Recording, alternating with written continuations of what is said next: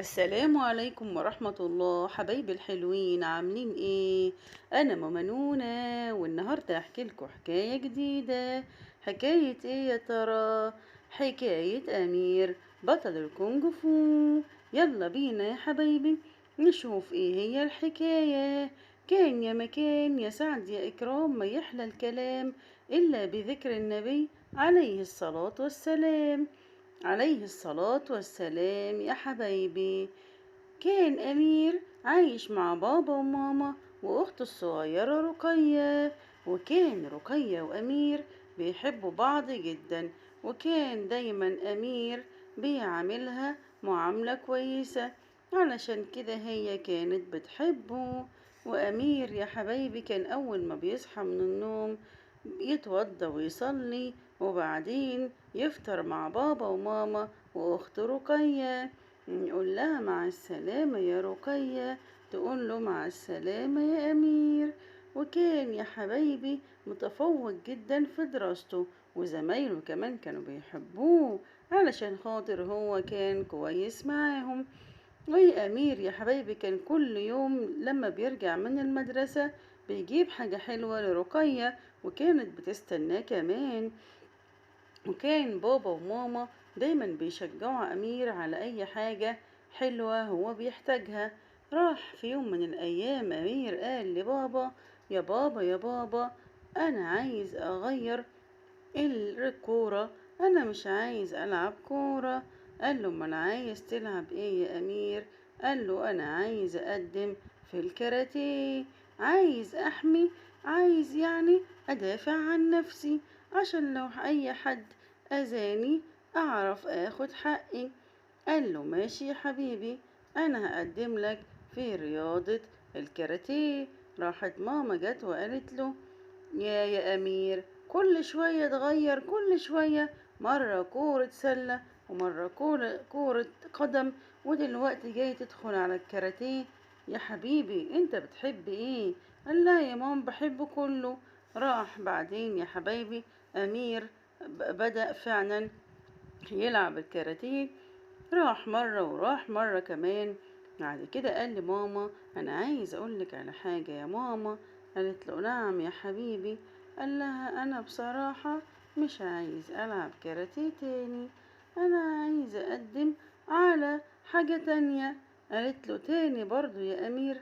أنت لسه بقالك مرتين بس، روح وجرب وهتحبه. قال لها: لا لا، مش عايز الكاراتيه يا ماما.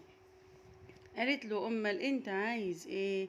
قال لها: في رياضة كده شفتها اصحابي بيلعبوها في النادي، عايز العب زيها. راحت ماما ورته صور، وراحت قالت له: قول لي انهي رياضة.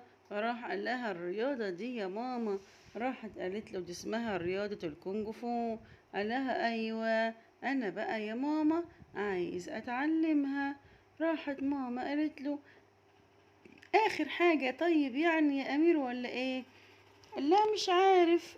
قالت له: مش عارف. راحت ماما كلمت بابا، وبابا قال لها: ماشي هنشوفه، يمكن يكون هو عايزها فعلا. راحوا قدموله. امير يا حبايبي بدأ يروح النادي بتاعه، وفي نفس الوقت بيكتب واجباته وبيذاكر، وكمان مجابش أبدا قبل كده درجات وحشة، دايما كان بيجيب الدرجات الجميلة. وكمان يا حبايبي أمير كان كل يوم بيلعب مع رقية، عشان خاطر كانت بتزعل منه جدا لو ملعبش معاها. بعد كده يا حبايبي بدأ أمير يروح رياضة الكونج فو.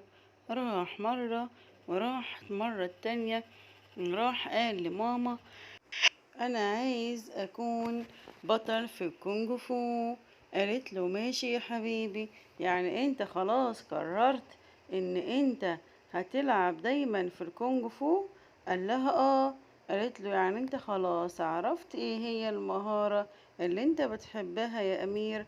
قال لها: آه يا ماما، أنا خلاص حبيت رياضة الكونج فو وعايز أبقى فيها بطل. قالت له: بإذن الله يا حبيبي، بس أهم حاجة توعدني إن أنت تكمل دراستك، وبعد كده تبقى لو أنت عايز تكمل في الكونج فو عادي كمل. قال لها ماشي يا ماما هوعدك. فعلا أمير يا حبايبي كمل دراسته، ومع الدراسة كان بيطلع بطولات برا البلد، ويا حبايبي كان بياخد المراكز الأولى دايما. وأمير كان بابا وماما فرحانين بيه جدا إن هو حقق هدفه اللي كان بيحلم بيه من هو صغير. وبعد يا حبايبي ما خلص أمير الدراسة اتفرغ تماما لرياضة الكونغ فو يا حبايبي، وفتح مكان كبير جدا كان بيدرب فيه الأولاد عشان خاطر يحققوا أحلامهم هم كمان. وبكده تكون خلصت حكايتنا النهاردة، وتوتة توتة خلصت الحدوتة. تصبحوا على خير يا حبايب ماما نونا. ولو عجبتكم حكايتنا متنسوش تعملوا اشتراك للقناة وتفعلوا الجرس وتعملوا لايك. مع السلامة.